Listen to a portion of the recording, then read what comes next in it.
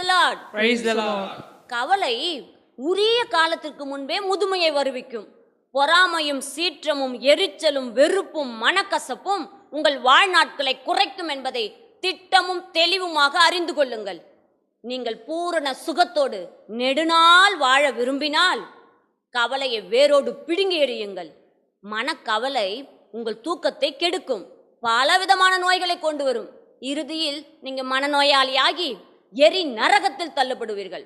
சபை உரையாளர் 11ஆம் அதிகாரம் 10வது வசனத்தில் இப்படியாக சொல்லுகிறார், மனக்கவலையை ஒழியுங்கள், உடலுக்கு ஊறு வராதபடி காத்து கொள்ளுங்கள் என்கிறார்.